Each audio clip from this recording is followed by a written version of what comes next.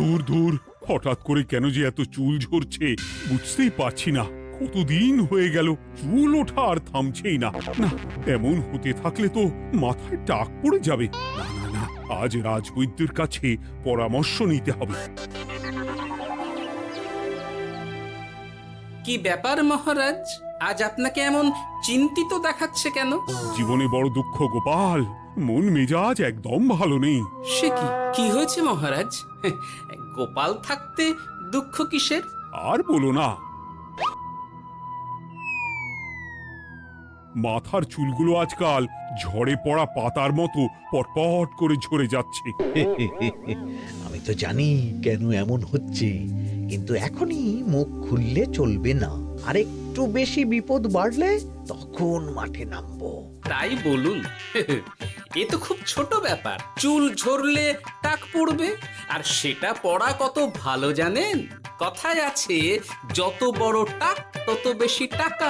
তুমি চুপ করো তো বাপু। যদি টাক থাকলেই টাকা হতো, তাহলে তোমার টাকা কোথায়?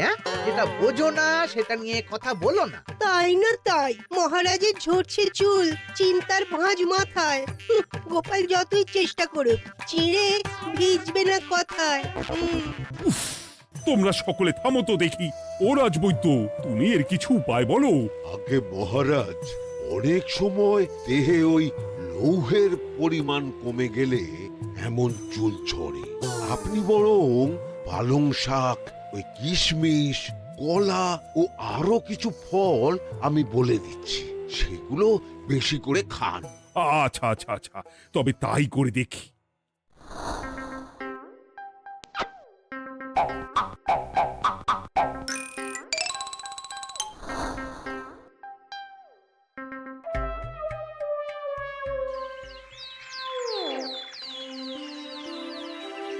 ও রাজবৈদ্য, তোমার কথা মতো শাক পাতা ফলমূল সবই তো খেলাম, চুল ঝরা বন্ধ তো হলোই না। তো জানতামই এমন হবে। কিন্তু মহারাজ, এমনটা তো হওয়ার কথা নয়। কিন্তু হচ্ছে তো। আরে আমার সাধের চুল, কোথায় চলে গেলি সব? এর জন্য তুমি দায়ী, তুমি এর জন্য শাস্তি পাবে বৈদ্য। আমাকে আমাকে ক্ষমা করে দিন মহারাজ, এমনটা হবে এ তো আমি ভাবতেই পারিনি। কিছু মনে করবেন না মহারাজ, ছোট মুখে বড় কথা বলছি, কিন্তু সত্যি এখানে রাজবৈদ্যর কোনো দোষ নেই। ওকে শাস্তি দেওয়াটা ঠিক হবে না মহারাজ। দেখেছেন মহারাজ, গোপালের সাহসটা দেখেছেন? আপনার মুখের উপর কথা বলছে। তা বলি, তুমি যখন এতই বোঝো, তাহলে নিজেই একটা আস্ত লোহা খেয়ে দেখো না, তোমার মাথায় চুল গজাচ্ছে কিনা। ঠিকই আছে, এসব মূর্খের মতো কথা কেবল আপনার থেকেই আশা করা যায় মন্ত্রী মশাই। মহারাজ, আপনি বিচক্ষণ মানুষ, আমার শুধু অনুরোধ, আরেকবার ভেবে দেখবেন। ঠিক আছে, রাজবৈদ্যকে আমি শাস্তি দেব না, কিন্তু সকলের জন্য আমার একটা ঘোষণা আছে। কি ঘোষণা? আমার এই কঠিন সমস্যা যে দূর করে দিতে পারবে, তাকে আমি বিশেষ পুরস্কারে ভূষিত করব। এই তো পেয়েছি, এই সুযোগ কোনোভাবেই হাতছাড়া করা চলবে না। এবারের সমস্যাটা সত্যি বেশ কঠিন। কি করলে যে মহারাজের চুল পড়া বন্ধ হবে সেই উপায় মাথাতেই আসছে না। হঠাৎ করে কেন যে এমন হলো কে জানে।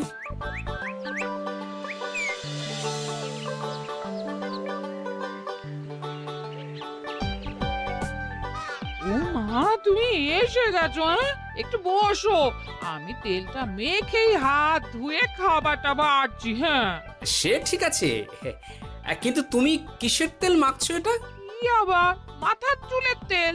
এখানেও চুল, ওদিকে মহারাজেরও চুল ঝরে পড়া নিয়ে আমরা সবাই হিমশিম খাচ্ছি গিন্নি। আরে, মহারাজের অত সুন্দর কালো চুলগুলো ঝরে যাচ্ছে, এ তো ভারী দুঃখের কথা। সে আর বলতে, ওই জন্যেই তো আমি বাবা মাথায় এই জড়িবুটি তেল মাখি। এতে চুলের গোড়া শক্ত করে, চুলকে ভালো রাখে, নতুন চুল গজায় সব। হ্যাঁ, কি কি বললে? নতুন চুলও গজায়? সত্যি? হ্যাঁ, বাহ, তাহলে আর চিন্তা কি? আমাকে এই তেলটা একটু দিতে পারবে গিন্নি?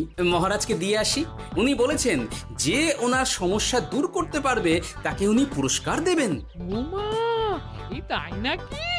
এই তো দারুণ ব্যাপার গো। নাও নাও নাও, তেলখানা নিয়ে মহারাজকে কাল দিয়ে এসো তাহলে। আর জানিয়ে দিও, দিনে 2 বার কিন্তু তেল মাখতেই হবে। হ্যাঁ, আচ্ছা, ঠিক আছে।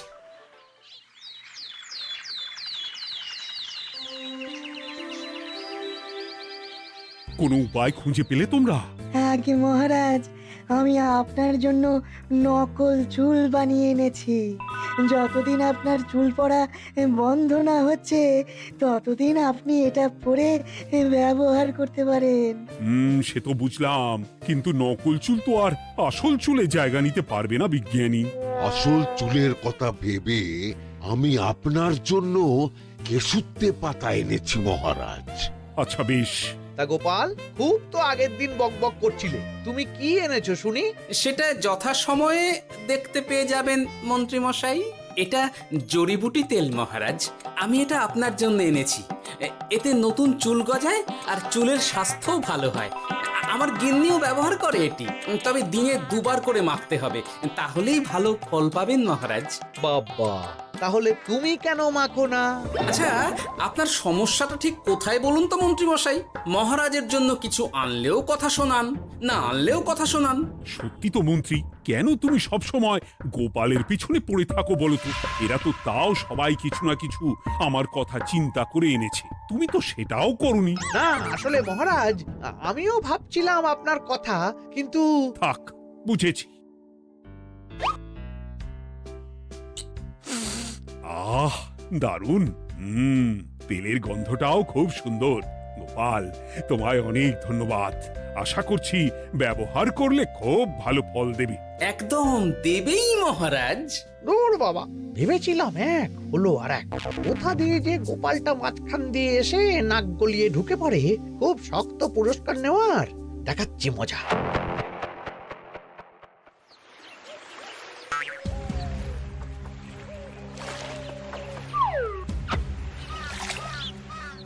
এবারে গোপালের তেল দিয়েই সব কিছু তোলপাড় করব।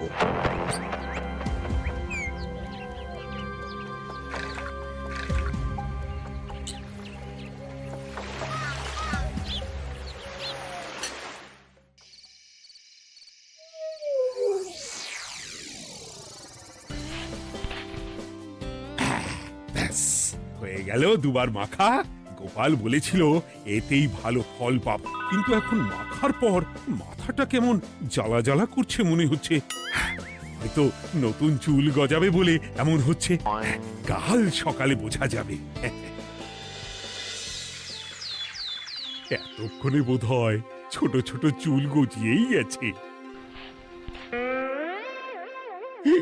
কি এটা চুল গজানোর তেল ছিল নাকি পড়ে যাওয়ার?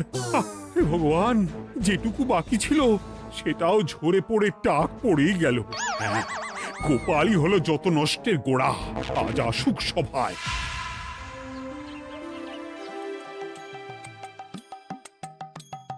এই যে এখন এলেন উনি। ও কি মহারাজ, আপনি এমন কাপড় মাথায় জড়িয়ে বসে আছেন কেন?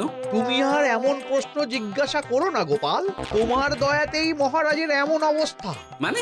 মানেটা আমি তোমায় দেখাচ্ছি, দাঁড়াও। এই যে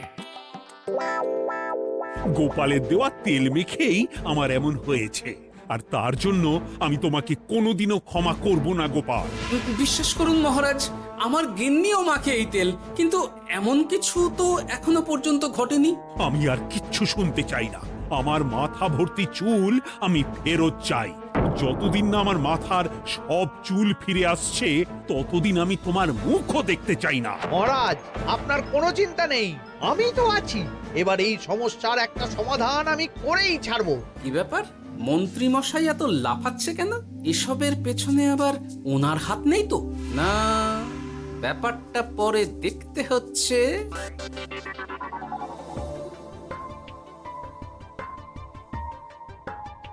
আমি বলি কি মহারাজ, এই সময়টা বরং আপনি নকল চুলটা মানে মানে পরচুলা ব্যবহার করুন। হ্যাঁ, অগত্যা, কিছু তো একটা গন্ডগোল আছেই।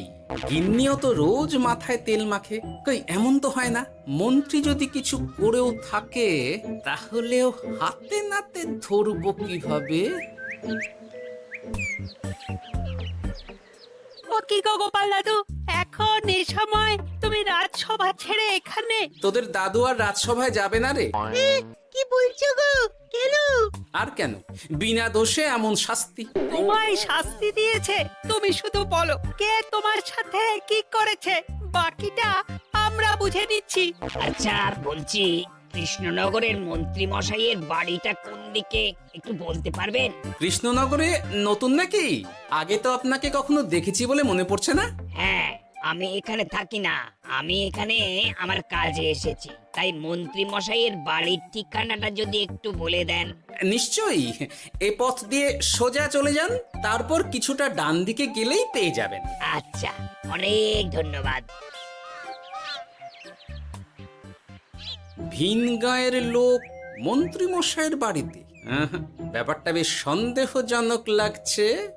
এই এই গুলটে ন্যাপলা, তোরা তোরা দুজন একটু আড়াল থেকে দেখতো লোকটা মন্ত্রী মশাইয়ের বাড়িতে ঠিক কি জন্য এসেছে, তারপর আমায় খবর দিস। ঠিক আছে গোপাল দাদু। তোমার আবার এখানে আসার কি দরকার ছিল? আমি তো বলেছি যে আমি ঠিক গিয়ে তোমার পাওনা গন্ডা মিটিয়ে দেবো। মিটিয়ে দেবে? কতদিন হয়ে গেছে জানেন? দেখো, হয় আমার কীটনাশক আর সার সব ফিরিয়ে দিন, নয়তো আমার জিনিসের দাম মিটিয়ে দিন। কীটনাশক, সার আর কি করে ফেরত দেবো বলো? ও তো সব পুকুরের জলে মিশে গেছে। ওসব আমি জানি না, আমার পাওনা গন্ডা মিটিয়ে দিন, ব্যাস। চল চল, এখনই তাহলে গোপাল দাদুকে গিয়ে সব জানাই। হ্যাঁ, চল চল। দাদু, ও গোপাল দাদু। তোরা এসে গেছিস?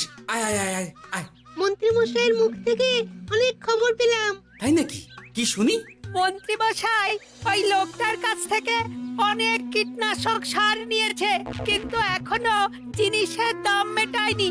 হ্যাঁ, ওই জন্যই তো মন্ত্রী মশাইয়ের উপর লোকটা খুব রেগেছিল, হুমকিও দিয়েছে 1 সপ্তাহের মধ্যে জিনিসের দাম সব মিটিয়ে দিতে হবে। তাই নাকি? কিন্তু কীটনাশক সার নিয়ে মন্ত্রী মশাই কি করবে? সেটা তো বলতে পারবো না দাদু। তবে হ্যাঁ, মন্ত্রী মশাই ওই লোকটাকে বলছিল যে ওই সব কীটনাশক সার পুকুরের জলে মিশে গেছে। কি বললি? পুকুরের জলে? আচ্ছা, এবার দুয়ে দুয়ে 4 করা গেল। অনেক ধন্যবাদ রে তোদের। বল বল, তোরা কি খাবি? কিচ্ছু লাগবে না গোপাল দাদু, তবে ভোলা বয়ের আর মিষ্টি খাওয়ালে। আচ্ছা আচ্ছা। কি করে যে মহারাজকে আসল ব্যাপারটা বোঝাই, কিছু তো একটা উপায় বের করতেই হবে। তা বলি বাবা, রাজসভায় যেতে হবে না বলে কি সারাদিন এইভাবেই শয়নে শয়নে দিন কাটাবেন বাবা? হ্যাঁ, উপায় পেয়ে গেছি। বুঝলে গিন্নি, আমাকে একটা জায়গায় যেতে হবে, বুঝলে? তারপর ওখানে যদি কাজ হয় তাহলে আগামীকাল রাজসভায় আমি যাব। কিন্তু তুমি যে বলেছিলে তোমার এখন ছুটি। হ্যাঁ, কি আর করি বলো, গুরুত্বপূর্ণ একটা কাজ, তাই যেতেই হবে। আচ্ছা যাও।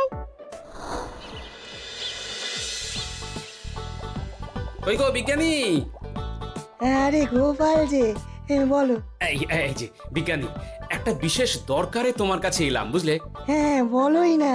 আচ্ছা, এই দূষিত জলকে কিভাবে আবার পরিশুদ্ধ করে বলতে পারবে? কেন পারবো না? জলের মধ্যে একটু চুন আর ফটকিরি দিয়ে দিলেই জল আবার দূষণমুক্ত হয়ে যাবে। তবে ওগুলো দেওয়ার পর কিছুদিন সেই জলকে ব্যবহার করা বন্ধ রাখতে হয়। হ্যাঁ। আচ্ছা আচ্ছা, অনেক ধন্যবাদ, আসি তাহলে। হ্যাঁ,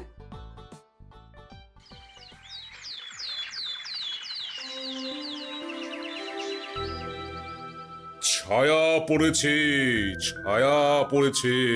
আমি বেশ বুঝতে পারছি তার ছায়া পড়েছে এখানে। কার ছায়া পড়েছে? আজকাল তোর মাথা থেকে অনেক চুল ঝরে পড়ছে, তাই না? আগে হ্যাঁ সাধু বাবা, আপনি একদম ঠিক কথা বলেছেন। ও বাবা, এই আবার কোথা থেকে উদয় হলো? আরে আমি একা গিয়ে সেই স্নানের পুকুর পরিদর্শন করতে চাই। যথা আজ্ঞা বাবা।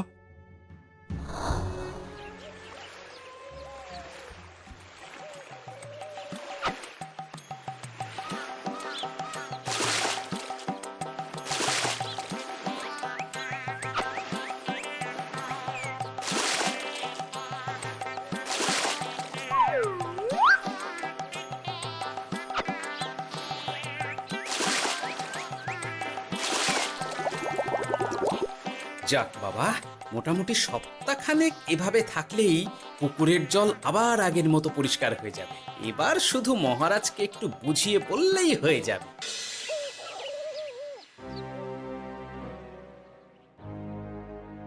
কি বুঝলেন সাধু বাবা? আমার অনুমানটাই ঠিক ছিল। পুকুরের জলে কালো ছায়া পড়েছে, কুদৃষ্টি পড়েছে, তাই এমন হচ্ছে। সে কি? কি কালো ছায়া? যত সব বাজে কথা। জল দূষণ করলাম আমি, আর দোষ পড়ছে কালো ছায়ার উপর। তাহলে এখন কি হবে? চিন্তার কোনো কারণ নেই। আমি মন্ত্রপুত ভস্য ছড়িয়ে দিয়েছি। 1 সপ্তাহ ওই পুকুরের জল স্পর্শ তো দূর, পুকুরের কাছেও যাওয়া নিষেধ। তাহলে আমার মোহরের কি হবে? যথা আজ্ঞা সাধু বাবা। ও কি, তাহলে মহারাজ এতদিন স্নান করবেন কোথায়? সে কথা কাউকে চিন্তা করতে হবে না। মহারাজের ওপরে কালো ছায়া পড়া জল পড়েছে, তাই আগে সেটা শোধন করতে হবে। আমাকে তাহলে কি করতে হবে সাধু বাবা? আমার শিষ্য গোপাল আমাকে আগেই এই বিষয় জানিয়েছিল। আমি তার হাত দিয়েই তোর স্নানের জল পাঠিয়ে দেব। তাই আগামী 1 সপ্তাহ সেই জল দিয়েই তোকে স্নান করতে হবে। কি গোপাল? দেখছো তো মন্ত্রী, গোপাল আমাকে কত ভালোবাসে। আমি ওকে কত কথা শোনালাম, কিন্তু না না না না, কাল থেকেই আমি আবার গোপালকে রাজসভায় ডেকে আনবো। আমি আসছি, আমার কাজ হয়ে গেছে। আর হ্যাঁ, তোর স্নানের পুকুরের চারিদিকে প্রহরীর বন্দোবস্ত কর। কাক পক্ষীও যেন ওখানে প্রবেশ করতে না পারে। আচ্ছা বাবা, আচ্ছা।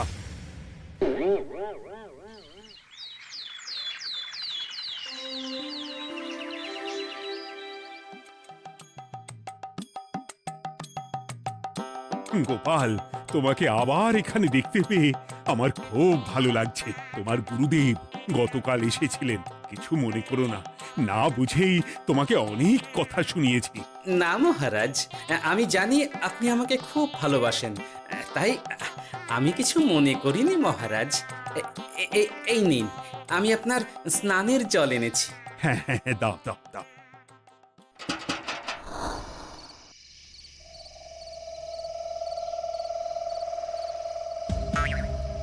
ও বাবা, পুকুরের কাছে যে গিয়ে দেখবো সে উপায় নেই।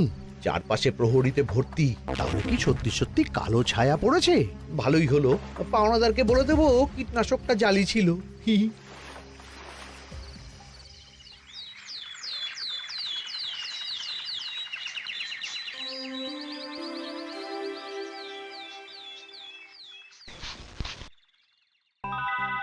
এই তো আমার সেই পুরনো কালো চুলগুলো আবার ফিরে এসেছে। আহা, কি যে আনন্দ হচ্ছে দেখে। আজ 1 সপ্তাহ সম্পূর্ণ হলো। গোপালের জন্য আমার স্নানের পুকুর থেকে কালো ছায়া দূর হয়েছে। আমাকে এই সমস্যা থেকে দূর করার জন্য আমি গোপালকে 100টি মোহর উপহার দিতে চাই। ধন্যবাদ মহারাজ। দূর, আমার আর ভালো লাগে না। সব সময় গোপালই মোহর পায়, এটা তো আমার পাওয়ার কথা ছিল। এদিকে আজকে পাওনাদারও আসবে।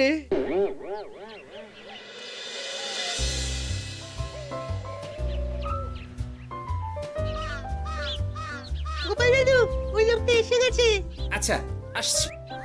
এটা তো মন্ত্রীর বাড়ির দিকে রাস্তা। আমরা তাহলে এদিকে কেন যাচ্ছি গোপাল? আপনার পুকুরের আসল রহস্যটা কি সেটা আপনি জানবেন না মহারাজ? মানে নিজের চোখেই দেখুন, তাহলে বুঝতে পারবেন।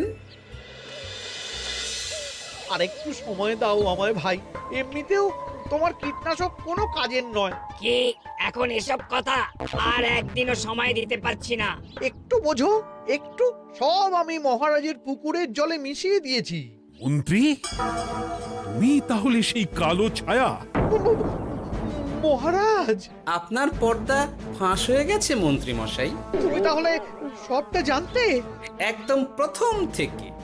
রে, খুব জোর ফেঁসেছি।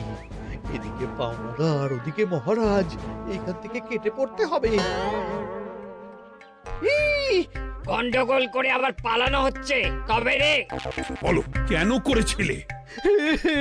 মহারাজ, আমি ভেবেছিলাম আপনার সব চুল উঠে গেলে আমি আপনার কাছ থেকে চুল গজানোর ওষুধ দেওয়ার নামে অনেক টাকা লুটবো। কিন্তু সেই ভাবনা ভাবনাই থেকে গেল, সেগুড়ে যে বালি হয়ে গেল। ভাবা যায় চুলের জন্য চুলো চুলি, হ্যাঁ?